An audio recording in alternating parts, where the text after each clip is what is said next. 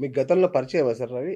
లేదు సార్. మీ ఊరు అన్నారు కదా! మా మా ఊరు అది కూడా టీవీలో చూస్తేనే తెలిసింది. టీవీలో లేకుంటే వేరే అసలు ఓకే. ఇదే లేదు. ఆ! ఆయన నాకు పరిచయం లేదు. ఆయన ఏజ్ నా ఏజ్‌లో చాలా డిఫరెంట్. వాడు అదేలే. సాఫ్ట్‌వేర్, నేను ఇదే ఇక్కడ క్రిమినల్ లాయర్. అవునా కదా! మీరు హార్డ్‌వేర్. మీ మీ అభిమానం అంటున్నారు. ఆ! ఆ! సో, వాళ్ళ నాన్న కలిస్తే ఏమన్నాడు వాళ్ళ నాన్న? నాన్న అదే పోలీస్ కేస్ ఉంది కదా! 99% పోలీస్ కేస్ అంటే జనాలు భయపడతారు కదా! హ్మ్. ఎవ్వరు హ్మ్. డిఫెండ్ చేయరు కదా! ఏదో కర్మ కళ్యాణ ఇది చేసుకున్నాడు అని ఆయన బాధపడ్డారు. ఎవరైనా నాన్నకి ఇటువంటి యాక్టివిటీస్ చేస్తే ఎవరు యాక్సెప్ట్ చేస్తారు? హ్మ్. My father never of accept course. Of such course. Type of job. హ్మ్. తెలుసా? అంటే అది. కొందరు ఇన్వాల్వ్ అయిపోతారు కదా! ఆ డబ్బులు తీసుకోవడం, ఎంజాయ్ లేదు, చేయడం లేదు, అట్లాంటిది లేదు, ఉంటది కదా! లేదు, లేదు, అది అతను కూడా అలా అలా చేయలేదా? లేదు, అలా లేదు. అసలు తెలీదా అతనికి ఇవన్నీ? తెలీదు ఇవన్నీ కొడుకు తెలీదు. ఇలాంటివి చేస్తా ఆయన అసలు ఫారెన్ కంట్రీలో ఉన్నా కూడా తెలియదు. ఆయన హైదరాబాద్‌లో ఉంటాడని చెప్తున్నాడు ఆయన. ఓహోహోహో! అది చెప్పండి. మరి బాగా ఇంత అమాయకుడు. ఆ!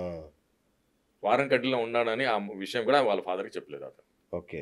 అది. ఇప్పుడు ఇతని అనుచరులు చెన్నైలో ఉన్నారని చెప్తున్నాడు. మొన్న పోలీస్ విచారణలో చెప్పింది ఏంటంటే, ఉండవచ్చు. అనుచరులు చెన్నైలో ఉన్నారు. ఒక ఇద్దరి పేర్లు బయటకు చెప్పాడంట. ఉండవచ్చు సార్. హ్మ్. Police they will do smart work కదా! అవును. అంతే కదా! హ్మ్. వాళ్ళంత స్మార్ట్ వర్క్ చేస్తే మేము కూడా అంత స్మార్ట్ వర్క్ చేయాలి. రైట్. సో, అంటే ఇప్పుడు మీకు ఇతన్ని బయటికి తీసుకురాగలన నమ్మకం మీకుందా? 100% ఉంది. This case is like a peanut butter నాకు. ఆ! సార్ ఇట్లానే అరెస్ట్ అయ్యాడు సార్ రవి. మీరు నన్ను ఎప్పటికి పట్టుకోలేరన్నాడు. పట్టుకున్నారు వాళ్ళు. మీరు అది పీనట్ నాకే తొక్కలేదు నేను ఇట్లా తీసేస్తా అంటే ఎప్పటికి రాకుండా చేసేస్తారు పోలీసులు. జేంది. ఆ! అదే నాకు అడ్వాంటేజ్ కదా! నేను ఇచ్చిన టూల్స్ వాడుతూనే కదా ఎక్కడో దొరుకుతారు వాళ్ళు. దొరుకుతారా? మరి అదే కదా! ఆ! నేను ఎంత స్మార్ట్ ఉన్నా వాళ్ళు కూడా అంతే స్మార్ట్ ఉంటారు కదా! ఎక్కడైనా ఓకే. అది చేస్తారు. ఇప్పుడు మీ పాత కేసులో మీ సక్సెస్ రేట్ ఏంటి సార్ మీది? సక్సెస్ రేట్ ఏముంది? అంటే చాలా అదే అంటే సెన్సేషనల్ కోడి కేసులు. కత్తి కేసు కావచ్చు, గులకరాల గుల్కరాయ్ కేసు కేసు కావచ్చు. ఉంది. అవును. ఇది ఇది అది కూడా ఒక పీనట్ బటర్ లాగానే చేసాం కదా! ఆ! కోడికత్తి ఎన్ఐఏ ఇన్వాల్వ్ అయింది. ఒక టోటల్ పాలిటిక్స్ ఇన్వాల్వ్ అయింది. అవును. దానికి మొత్తం రాజ్యాలు వ్యవస్థలే ఇన్వాల్వ్ వ్యవస్థ అయింది. అసలు అవును. షేక్ అయిపోయింది. అవును. ఇదేదో పోలీస్ అది చాలా ఏమంటారు దేవదూతులు ఆ! వీళ్ళు. ఆ! NIA national investigation agency. అవును. Smart persons from the military. అవును. అవును. మిలిటరీ ఇంటెలిజెన్స్ నుంచి వచ్చిన వాళ్ళకి మనం ఇది చేసి ఫైట్. ఫైట్ చేసి బయట తీసాం. ఆ! అంతే కదా! మీకేం భయపడలేదు మీరేమి. నేను భయపడలేదు. కానీ వాళ్ళు మీలాగానే అనుమానించారు. ఆ! ఈడు సలీం అంటే పోలీస్ లాయరా అనుకున్నారు. ఆ! పోలీసు వాళ్ళు ఏమో అనుకున్నారు ఈడు ఏదో పెద్ద క్రిమినల్ ఆ! లాయర్. ఆ! టీడీపీ వాళ్ళు అనుకున్నారు ఈడు వైసీపీ లాయర్. వైసీపీ ఆ! వాళ్ళు అనుకున్నారు టీడీపీ లాయర్. ఆ! అందరూ అందుకే వాళ్ళు అక్కడక్కడ భయంగానే నన్ను ఎవరు టచ్ చేయలేదు. ఇంతకు మీరు వైసీపీ లాయరా? టీడీపీ లాయరా? నేను ముద్దాయిలకి లాయర్. అవును. ముద్దాయిలంటే వాళ్ళే గదా! ఇప్పుడు జగనే ముద్దాయి. జగన్‌కి ముద్దాయికి వేరే లాయర్ కదా! నేను ముద్దాయిలకి లాయర్. ఎవరు క్రైమ్ చేసారో వాళ్ళకి క్రిమినల్ లాయర్. అచ్చచ్చ! వాళ్ళ అంతే. తరఫున మీరు. అంతే. ఓకే. ఓకే. సో, అంటే ఆ పిల్లోడిని బయటకి తీసుకొచ్చింది మీరేనా? అవును. ఇద్దరికి కోడి కత్తి కేసులో గాని, కోడికత్తికి దీంట్లో గాని. ఓకే. ఓకే. ఇప్పుడు ఈ కేసులో ఏం జరగబోతుంది ఇంకా? ఏముండదు. ఇప్పుడు వచ్చిన ఫ్యాక్ట్ మీదనే మనం చేయాలి. ఇది జస్ట్ న్యూ బోర్న్ బేబీ కదా! 3 డేస్, 4 డేస్, 1 వీక్ అవుతుంది కదా! అవును. అవును. ఇది రాని దాంతో ఇన్పుట్ వచ్చిన తర్వాత. హ్మ్. సో, ఇప్పుడు వాళ్ళ వైఫే పట్టించిందనేది ఒకటి నడుస్తుంది గదా! నిజంగా వాళ్ళ వైఫ్ పట్టించింది. ఇప్పుడు ఆమె విక్టిమా? లేదంటే ఆమెను సాక్షిగా ఏమన్నా బుక్ చేస్తారా? లేదు వైఫ్ సాక్షి నడవదు. ఇది సైబర్ క్రైమ్ ఉంది.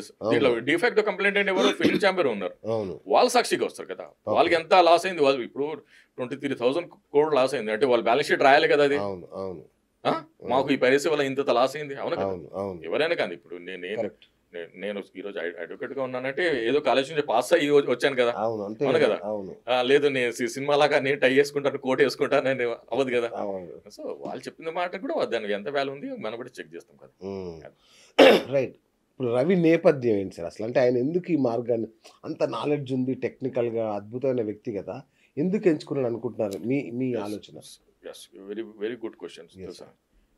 ప్రతి మనిషికి అంటే ధర్మం కింద మాట్లాడాలి. రైట్. రైట్. 64 క్యారెక్టర్ ఉంటాయి. హ్మ్. 64 క్యారెక్టర్‌లో దొంగతనం కూడా ఒక క్యారెక్టర్. అచ్చా! ఓకే. అది అది ఇంక చతుషష్టి కళలు అంటారు వాటిని. చతుషష్టి కళల్లో ఆ! చోర కళ గూడా ఒకటి. ఒకటి. ఆ!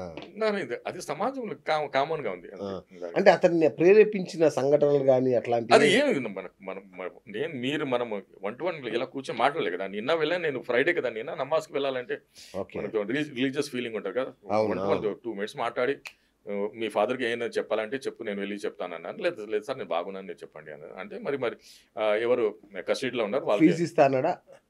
నేను ఫీజు తీసుకుంటా లేదని ముందే చెప్పేశాను కదా అతనికి. అచ్చి చెప్పేశారా? చెప్పేశాను. రవిని కలిసారు మీరు? రవి కలిసాం కదా, నిన్న కలిసాం కదా. ఆ, ఈ రోజు కూడా వెళ్ళి ఈ రోజు కూడా వచ్చి కలుస్తానని చెప్పాను, మాట ఇచ్చాను, కానీ మాట నాకు పోయింది. పోయింది. మీతో మా మాట్లాడాలి వల్ల అంతే కదా. ఇప్పుడు మీరు ఇచ్చిన మాట ఏమో కానీ ప్రపంచానికి ఇవన్నీ చెప్తున్నారు కదా రవి గురించి, చాలా అంతే కదా. విషయాలు మీకు చెప్పాలి కదా. కానీ మాట మీద ఉండాలి కదా. ఉండాలి. ప్రాంజాయ పర్వచన్ వెళ్ళండి. అవునా ఇప్పుడు కదా. ఈ ఇంటర్వ్యూ తర్వాత వెళ్ళండి ఒకసారి. అది వెళ్ళాలి. అది ఆ. ఎప్పుడైనా ఏమన్నాడు చెప్పండి ఆయన మాటల్లో, మీ అదే. సంభాషణ మొత్తం చెప్పండి. As it is. సంభాషణ లేదు. నేను అతనికి ఆఫర్ ఇచ్చాను. నేను సలీం అడ్వకేట్, కోడికత్తి గుల్కర్ నేనే చేశాను. ఈ కేసు కూడా సెన్సేషనల్ కేసు ఉంది, నేను చేసి నీకు బయట తీస్తాను. నేను ₹1 ఆశించాను.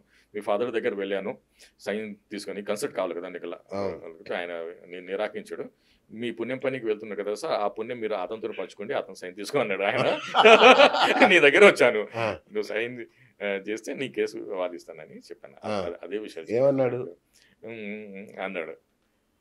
మరి దీంట్లో ఆల్రెడీ నీ బెయిల్ కూడా వేసారు ఇక్కడ.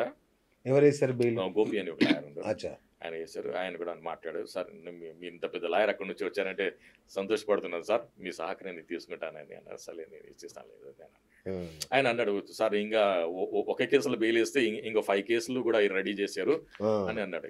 రెడీ చేస్తారు, అది మామూలుగా కదా నాకు అని. అది రైట్. ఇప్పుడు వాళ్ళ వైఫ్ తో ఎందుకు విడిపోయాడు సార్ ఇతను? అంటే సార్ అది పర్సనల్ రీజన్స్ ఉండే. వైఫ్ ఇంటర్ఫేత్ మ్యారేజ్, అంటే ముస్లిం అమ్మాయి అని నేను, ఓకే. ఆ అమ్మాయి పేరు కూడా నగ్మా. ఆ వైఫ్ కి అంటే ఇద్దరికి చాలా ముద్దుగా పాప ఉంది అని వాళ్ళ ఫాదర్ అన్నారు నాకు. Okay okay. ఆ విషయం కూడా నేను చెప్పాను. వాళ్ళ వైఫ్ వాళ్ళ ఫాదర్కి ఫోన్ చేసిందట, మావయ్య రా ఇంటికి అని, హైదరాబాద్. నేను రానమ్మా, ఈ వయసులో ఎక్కడ తిరగలేను, ఎక్కడైనా ఉంటానని అలా చెప్పాడు. వాళ్ళ ఫాదర్ ఇది కోడలికి చాలా చక్కగా చూసుకుంటాడంట, చాలా ముద్దుగా ఉంది అని ఆయన చెప్పారు నాకు. ఓకే. వాళ్ళ ఫాదర్తో మాట్లాడు. ఇప్పుడు ఇప్పుడు పోలీసులు ఫ్యామిలీని కూడా హరాస్ చేస్తున్నారని విన్నాను నేను. కరెక్ట్ అండి. చేస్తున్నారా సార్? ఇప్పుడు నాకు ఇంజురీ వస్తే పెయిన్ నాకైతుందా మీకైతుందా? అంటే మీకు ఇంజురీ వస్తేనా మీకే అవుతుంది. మరి పాపం చేసిన రవి కదా, వాళ్ళ ఫాదర్కి ఎందుకు పట్టుకుంటారు, ఎందుకు అరెస్ట్ చేస్తారు? ఎగ్జాక్ట్లీ. చేస్తున్నారా? ఎలా చేస్తారు సార్? ఎలా చేస్తారు? అంటే ఇంటరాగేషన్ పేరుతో వాటి పేరుతో లేదు, అది మనం ఉంది కదా, అందుకే మన లాయర్ ఎందుకున్నాం, అంటే రిలవెంట్ బాత్ మాట్లాడాలి కదా, రిలవెంట్ యాక్టివిటీ చేయాలి కదా. సో వాళ్ళు ఏం చేయట్లేదు. లేదు లేదు. Okay right sir. ఇప్పుడు నాకు ఇది చెప్పండి. సరే ఇప్పుడు దాకా ఇండస్ట్రీ తరఫున మాట్లాడాను, ఇప్పుడు ఆయన తరఫున మాట్లాడుతున్నాను. ఇండస్ట్రీ ఏమంటుందంటే కోట్ల రూపాయలు కొల్లగొట్టాడు మావే అంటుండు. దీన్ని మీరు ఎంతవరకు సమర్థిస్తారు? సార్ వాళ్ళు చెప్పింది నిజం కావచ్చు, అబద్ధం కూడా కావచ్చు కదా. అది నేను ఎలా రిసీవ్ చేసుకున్నాలి, అది నా ధర్మం కాదు సార్. మీరు ఇట్లా గోడ మీద గోపిలాగా చెప్తే నేను ఇంకేం sir. You are talking with criminal defence lawyer. Yes sir. I'm defence myself కాదు, నేను నా క్లయింట్ ని వాళ్ళు పెట్టిన అలిగేషన్ ని డిఫెన్స్ చేస్తున్నాను. అలా లేదు సార్, ఇది చాలా జాగ్రత్తగా మాట్లాడుతున్నారు మీరు. కష్టం ఇట్లయితే మీరు.